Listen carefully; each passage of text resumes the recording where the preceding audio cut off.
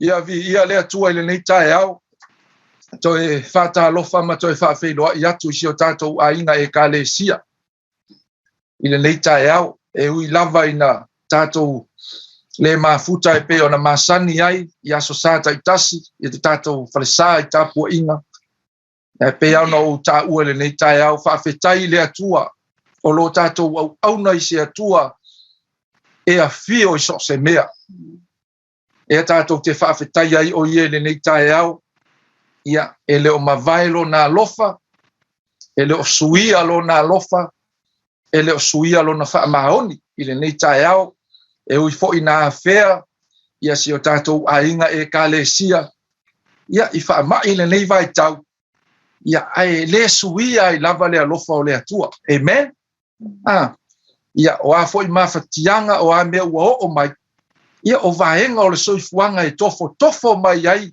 lo tātou whātua, amen?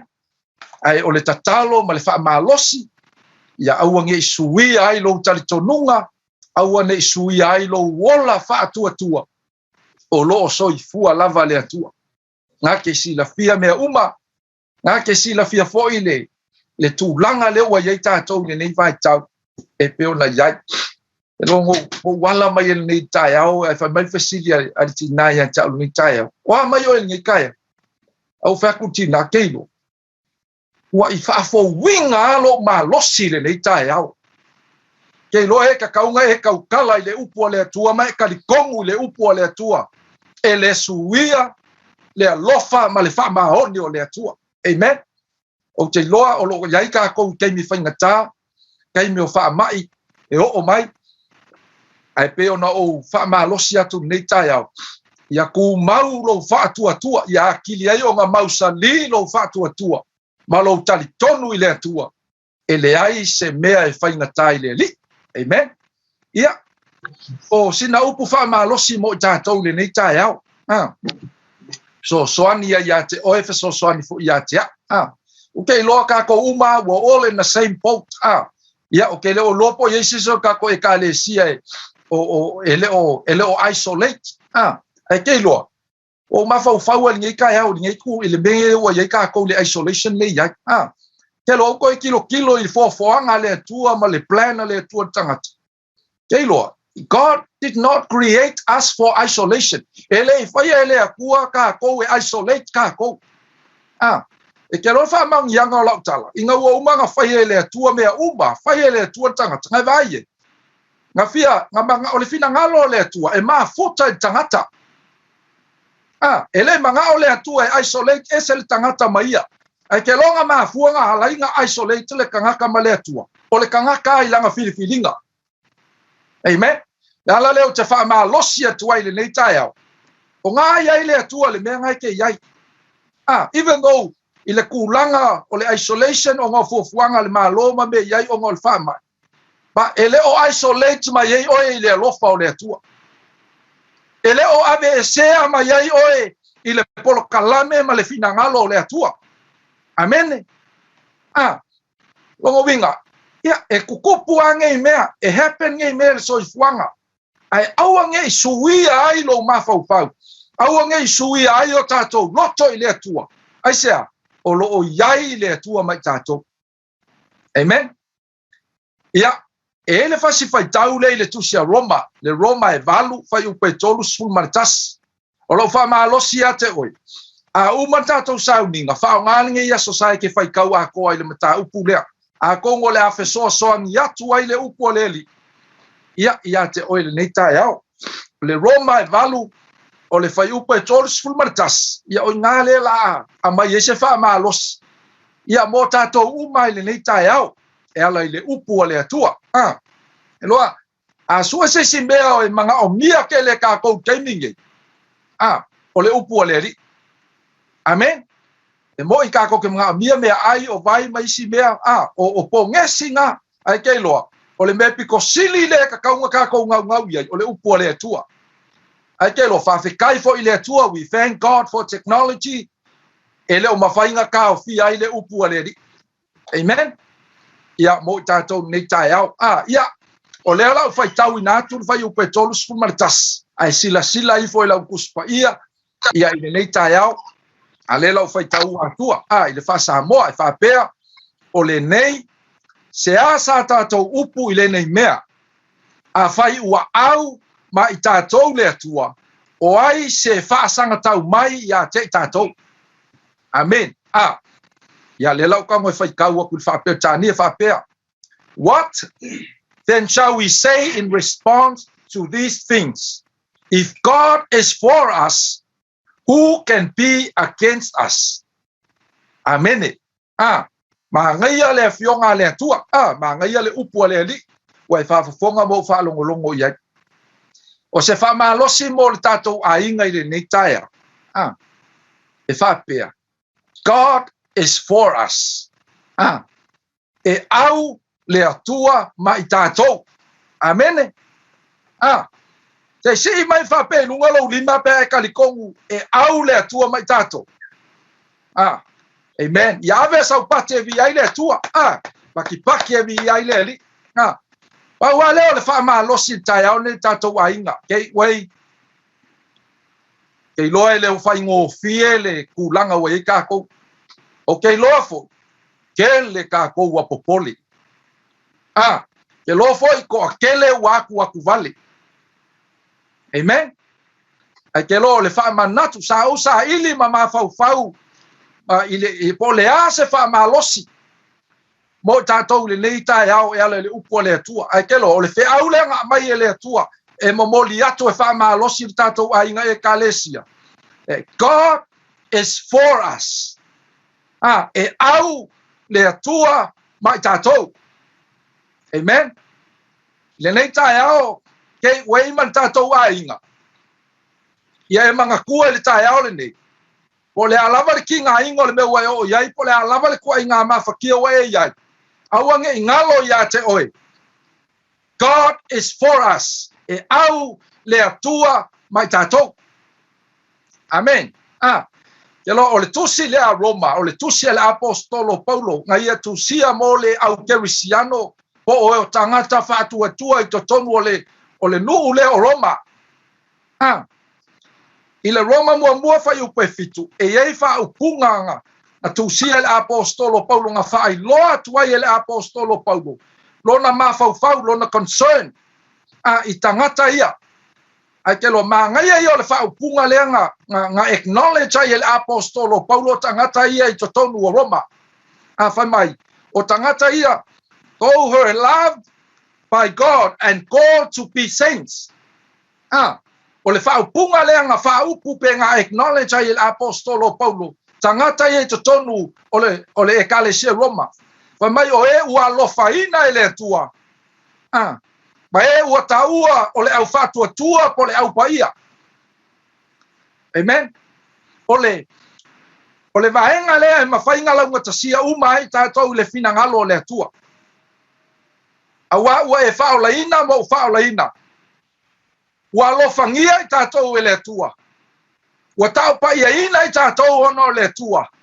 Ono le finangalo le atua. Ina ia whaolaina le tangata. Amen. So, i vaenga ia tala noa, ia le tusi le apostolo Paulo. Keling i vaenga taua, ai ono le tātou taimi.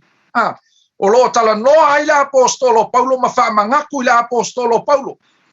O lo whaamatala ai le apostolo Paulo, le winga o le atua. E le ngata i lea, o mea na whaia e le atua mo le tangata, ma le polo kalame e le atua mo le tangata. Amen.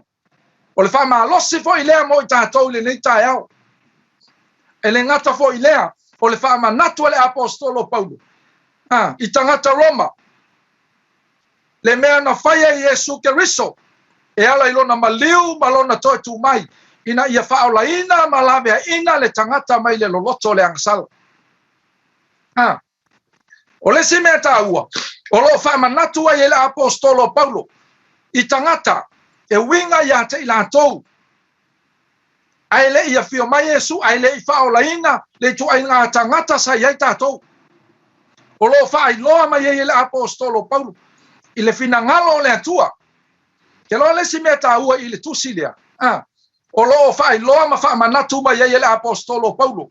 ai le Roma 5 o le fai valu o lo fa manatu mai ai tangata ele I expecting ai le tua se ilonga ile leiga ko olanga o nga ka ko aku le ia te ia amen ele fa kali le tua se ilonga ke le lei ma o le lei ma sao ka ko olanga o nga lofa mai le ia te tatou fa mai le Roma ngai 5 fa pe valu o ka ko wanga sala nga lofa mai lava ke riso ia te tatou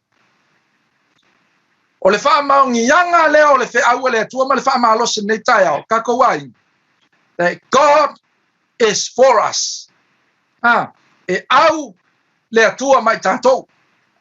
O le whesili ngai ka ea o angi whailonga o angi mea e whailoa ma whaamaungia ai. Le au mai o le atua ia te tātou. Ia ngai vaenga i o ki whia watua nei tai au o ngā umale o le Faamalosi. Me mua. I fai upe luas fulma le iwa, o lo ka ua le apostolo Paul, fai mai ngā sila fia I tātou ele tua ana mua.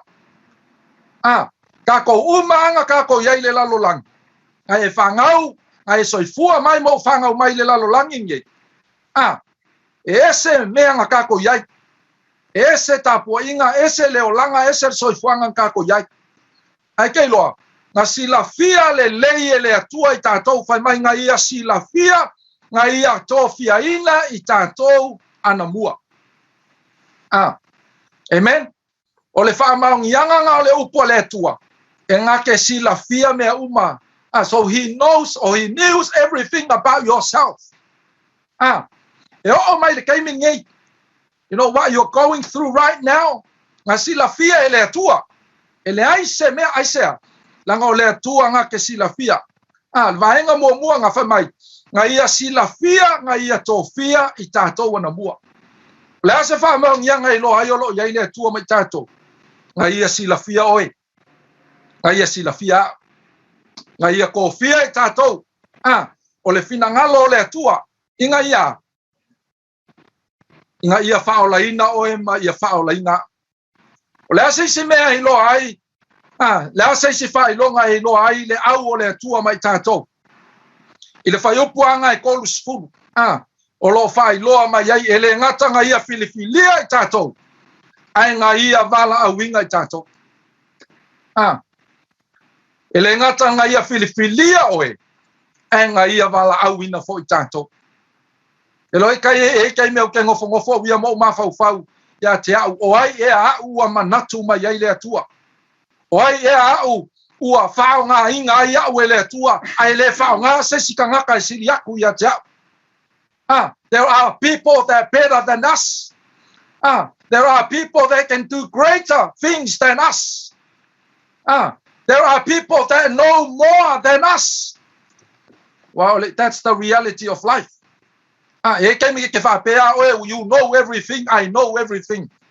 Ai ke loi, e whasese inga I ka kou, e iska ngaka I siri aku lo tātou. Ai whesili mai tai au nei, o le ase whaomangianga, o le wheau o tai au nei, e au le atua mai tātou. Ngō whape aku le ala le upo le atua. E le ngaka ngā ia filifilia oe. Ai ngā ia vala awinga fo oe. O le Faamalosi fo I lea, o le upo le atua, tātou a inga, I le nei tai au. Ka ko iai ngei sāwalinga, ka ko iai fo I nei tausanga. O mai o whaamai, o mai me tupu. A le Faamalosi le upo le atua. O lo au le atua mai tātou.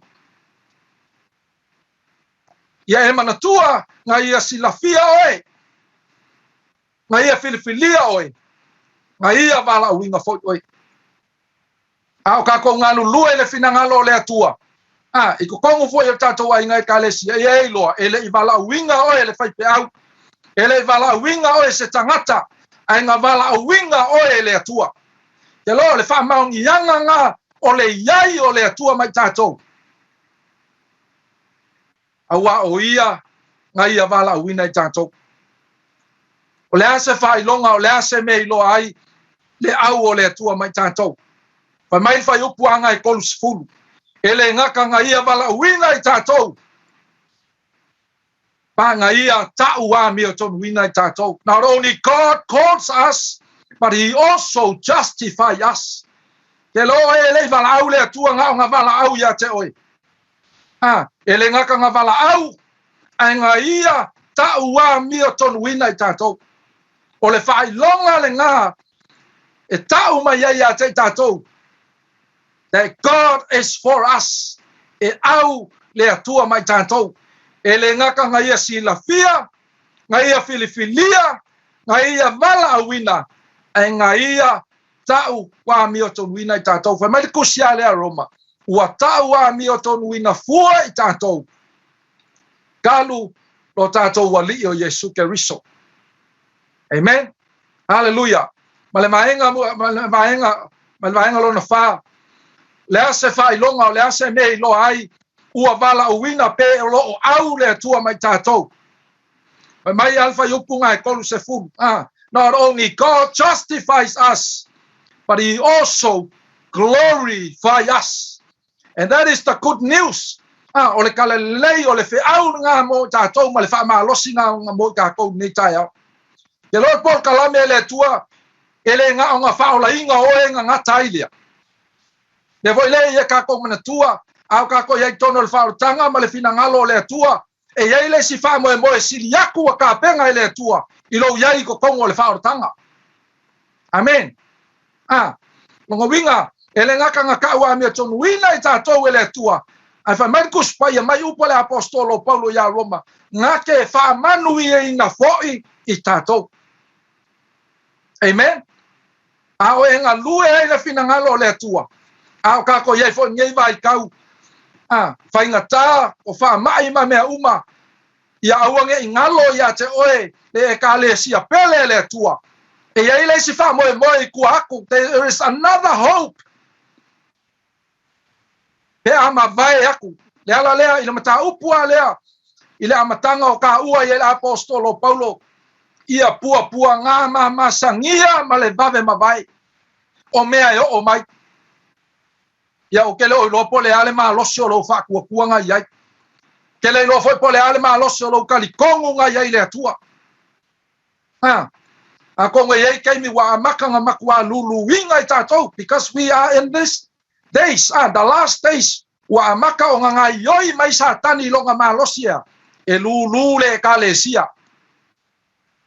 E lulu le ekalesia. Ele pese voi le masangi kako pese e lulu tino moleri. Shake your body for the Lord.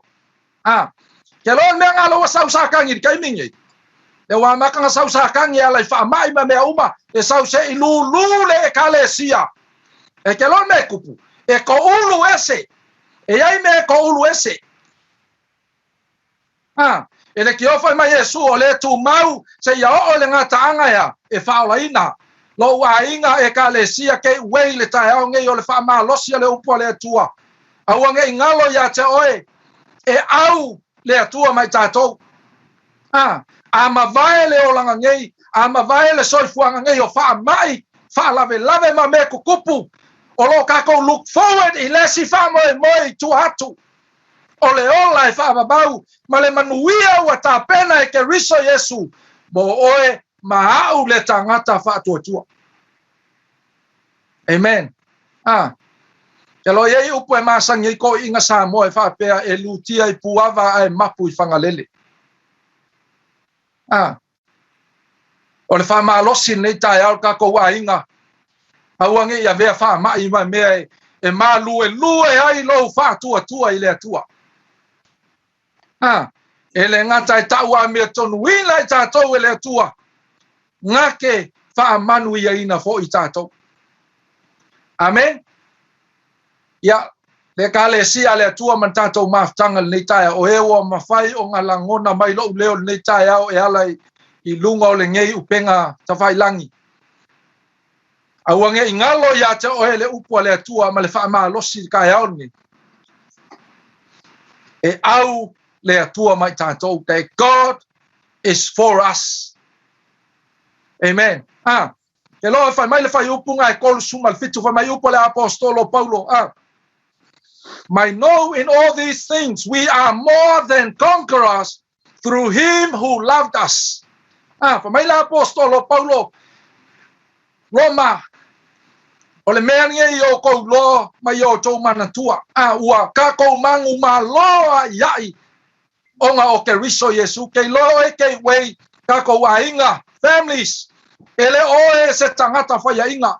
Ele o ka kou ni ka ngaka ko i lalo. Ele o tātou ni tangata whaia inga. Aisea. Ua mangu ma lo ke riso Yesu. Hallelujah. O le tau tinonga lea. O le moli maule o le tala le leima le upu o le atua. Mai le apostolo Paulo ua kako manu mahaloa iai. Talu lo tatou a lio ke riso Yesu. O le ngā lofa mai ate oe. O le ngā lofa mai ate. Ke loe alang kako whaia inga. Kau ke whaia inga kako o kako. Kau ke whaia inga o kako a ma whauwhaunga. Kako ke whaia inga lava o no tātou lava filifilinga. Ai ke lo le upu o le atua. Ua tātou manu mahaloa iai. Talu lo tātou a lio Yesu ke riso. Amen. So le Faamalosi le nei tae ao. Mai la apostolo Paulo o le nei ua tātou manu mahaloa iai. Talu lo tātou a lio Yesu ke riso. Ke loa, ile whai upunga e tolu sifun ma le valu o lo tau tino i la apostolo Paulo. O lo o ia whai loa mai ai. Ma fesili ai whamai o ai. Who can separate us from the love of God? O ai se ngā ke whake a e se inga mai ka kou le lofa o le atua. Let me tell you this family this morning. Kei loa. Ele eise maa losi o le wha mai ne ngei e ave e sea oe mai le lofa tu noa o le atua. There's no power in the sickness. But there is power in the name of Jesus. E ele mana i le suafo Yesu. E ele mana i le upu o le atua. E le eise mea mawhainga wha ke a e se inga mai tātou. Mai le lofa tu noa o le atua. Ale le whai ungo le mata upu lea. The Apostle Paul testified and confessed that is nothing. I am convinced that neither death nor life, neither angel nor demon, neither present nor the future, nor the power, nor the heights, the depth, nor anything else in this creation. He says, if Apostolo Paulo, there is absolutely nothing in this world can separate you, can separate me from the love of God. Le ainga o le atua, ma tātou maftanga, o le whamanatu lea le upu le atua. Ke le kala kako ke whalongo iei, ke le mea kako ke waai, au ngai whaseinga o le mea ke waai iei. Au ngai whaseinga o le mea ke whalongo ai. Ke lo ki ngā mamafkianga o mea kukupu le soifuanga, ai ma losi atu le atua. E ma losi aku le suafo Yesu. E ma losi atu le upu le atua. Tanga lewa tau tino. Le tala le lei, ma le upu le atua tai au nei. Nothing can separate us from the love of God. So le Faamalosi le nei tai au. O le fe au fo ilea ma le upu le atua. Lo a inga pele le tai au nei. Ma tātou maftanga. Awange ingalo ya te o ele fe au le atua tai au nei. That God is for us. Amen. Fa mai le apostolo Paulo o le nei o le asa tātou upu le nei mea. A whaie au mai tātou le atua o ai se whaasanga tau mai. Amen. Hallelujah. E ka le sia le atua mani tātou maftanga. Ke lo asua se kaime e kakau ai o ngā kulai mai le ka le sia moni le atua o le kaime ngei. If there's any other time e mawhai ai o ngā kulai mai le ka le sia moni a le atua ma le tangata whātua tua moni le atua. Now it's the time. Ke lo lai fia ai mai le lalolangi. Po le ale responda le ka le sia. Lai fia maka mai le lalolangi. Po le ala respond il fa mai ma me o mai. O le Faamalosi tai au nei. Le ainga o le atua man tātou maftanga. E au le atua mai tātou. That God is with us. Hallelujah. O ai e whaasanga tau mai. E le aise mea. Aisea. Nanga o i o le atua soifua. O ia o le atua mamalu, o ia o le atua paia, o ia o le atua silisili ese. E sili aku longa malosi ngai lo seisi lea. Le ainga o le atua, ma tatou maftanga nei tai au o le upul ngā le atua. I le nei tai au. O le wha malosi lea, mo oe, ma au i le tai au le nei. E kalesia, ma tatou a inga, kako kukufa, kasi le finangalo le atua i le kaimiri ngei. Te loa kako kukufa, kasi, ma kako si tia le suafo o Yesu le kaimiri ngei. In the midst of this pandemic, let's continue to lift the name of Jesus higher. Kako si tia le suafo o Yesu, langa sili le suafo o Yesu lo mea uma. Kako fuafuanga, kako plans, ma meo kako fuafua yai. I want to tell you this morning. E sili ai lava le suafo Yesu. Kako si tia o ia, i le nei tai au, kako si tia o ia, in the midst of this pandemic, let's continue to lift the name of Jesus higher. Langa o ia o lo tatou olo, o ia o lo tatou malosianga, o ia o lo tatou malua papa. I le nei tai au, whamanuia tele le atua, tatou a inga e kalesia le nei tai au, e maise o na ia tatou matua whaleanganga. Nisi o tatou e kalesia. O i foi nisi o le mawhainga join mai le nei tai au, ia o ati ai le mana, o le upu o le atua, e maise le mana o le anganga pa i o le atua, i le nei tai au. Tatou tutu whatasi le nei taimi, tatou tutu whatasi e si tia le suafo Yesu. Le ngai sili ako nga malosi le suafa lea, o loi tatonu ia te tatou, ngai losa hisi mea, o le olanga nei.